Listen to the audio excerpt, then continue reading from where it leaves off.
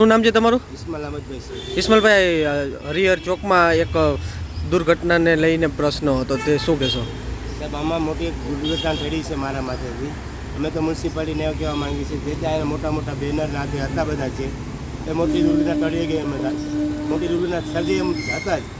સદરનું તમામ પાણી જે વરસાદનું છે અહીંયાથી થકીને નાળામાં જાય છે. નાળામાં મોટા મોટા હોલ પડી ગયા છે અને આ સ્લેબ આખો ધરાશયી થઈ જશે.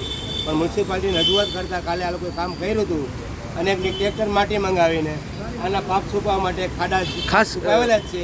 હવે જો એક વરસાદ આવે તો તમને લાઈવ વિડીયો હું તમને બતાવીશ. આ જે કામ રાતના કરતા હતા એના મારા પાસે ખાસ કરીને અહીંના હોલ્ડિંગ્સ હતા, અધિકારીઓ દ્વારા હોલ્ડિંગ્સ કાઢી અને એની જગ્યાએ એને રાખવામાં આવ્યા છે.